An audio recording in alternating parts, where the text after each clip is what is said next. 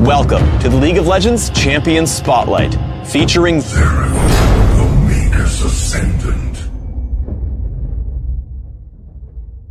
Xerath is a long-range mage champion with a couple of neat tricks.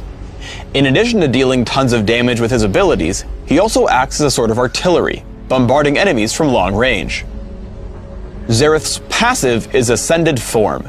A percentage of his ability power is converted into bonus armor, making him naturally durable against physical assailants. Arcanopulse causes Xerath to briefly channel, then immediately deal damage to all enemies in a line.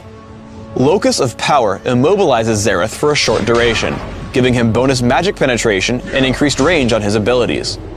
Xerath can also break out of this state by recasting the ability.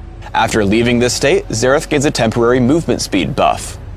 Mage Chains damages and marks a single enemy for a few seconds. If Xerath hits the marked enemy with any other damaging spell, his target becomes stunned for a short time.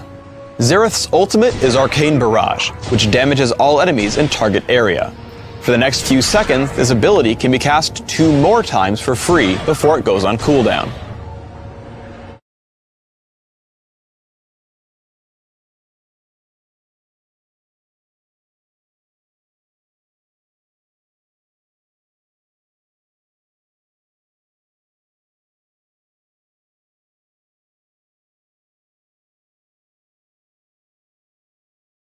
Xerath's early laning is extremely strong.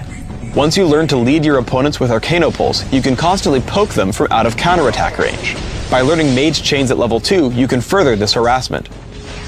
Once he gets low enough, Exhaust and Flash will help you secure the kill. Xerath's harass gets even stronger once you learn Locus of Power. Every time it's available, turn it on and poke at your lane opponent.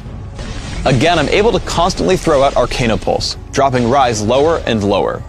Unfortunately, Locus of Power does have a very long cooldown at low levels, and I end up wasting it before Arcanopulse comes off of cooldown, meaning Rise lives. Grabbing Sorcerer's Shoes by level 6 will in fact cause you to deal tons of damage. After missing Arcanopulse, I lead with Mage Chains and trigger its stun with Arcane Barrage. Once stunned, Rise becomes an easy target for the rest of my combo, giving me my second kill of the game. At level 9, and with a moderate amount of AP, Xerath is an extremely good farmer. Once an enemy minion wave is coming, use Locus of Power with Arcanopulse, then move back and launch another Arcanopulse. In the interest of saving mana, you should last hit the cannon minion with your basic attack, but immediately taking the other 6 minions is extremely powerful. Xerath is even more powerful when wearing the Golem buff. Once again, I push around Rise using Locus of Power, Arcanopulse, and Mage Chains. Once I push Rise to his turret, he retreats to the jungle to escape. However, I take the chance with Locus of Power and Arcanopulse, killing him in the Fog of War. Ganking is also really powerful on Xerath. I spot a skirmish at the bottom river and activate Locus of Power once I notice Janna channeling Monsoon. 2 shots of Arcane Barrage kill her and give an easy kill on Rise for my teammates. As we push bottom lane, I stay at Locus of Power's maximum range. The cooldown matches well with Arcanopulse, so I deactivate Locus immediately after nuking my enemies. After picking up the kill on Rumble, I stay in Locus to drop Arcane Barrage, taking down Rise. As Riven has gotten out of range, I use Locus's movement speed buff to rush up to her, picking up the kill with Mage Chains. We get into a team fight in mid. Again, I open with Locus of Power, poking at Janna. As Udyr comes in, I drop him with Arcane Barrage and then reactivate Locus to crush Rumble and Rise's health. As I push back into the battle, I get our team 2 more kills thanks to Mage Chains and the long-range slow from Rylai's Crystal Scepter. Xerath also has a number of tricks in Dominion on the Crystal Scar. After poking Riven off the capture point, I head to the brush below it and activate Locus of Power. I'm exactly in range for Arcanopulse, forcing Riven to give up point for good. Xerath's long range is extremely helpful against melee fighters. As Riven jumps me, I lead with Mage Chains and stun her with Arcanopulse right as she initiates. Too low to fight, she runs only to be dropped by 3 shots from Arcane Barrage.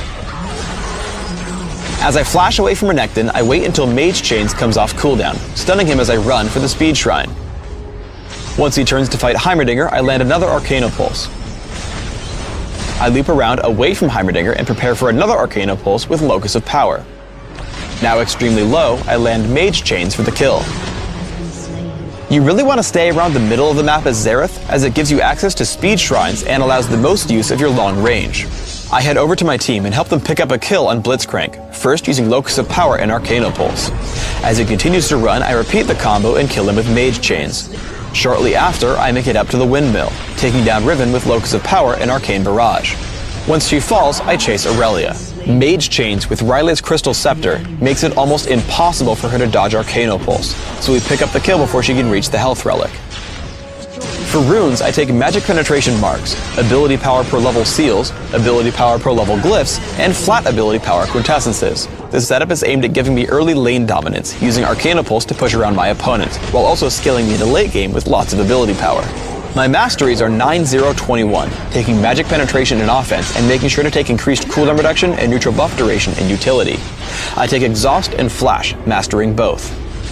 I max Arcana Pulse immediately for consistent damage output. I take a point in Mage Chains at level 2 and leave it there as I max Locus of Power second. This ability order turns me into artillery pretty quickly, able to constantly toss out long-range spells. For items, I grab a Doran's Ring in Classic or Sorcerer's Shoes in Dominion. After adding Sorcerer's Shoes, I immediately grab Rabadon's Death Cap. With my core build done, I add utility and damage with Ryle's Crystal Scepter and Will of the Ancients.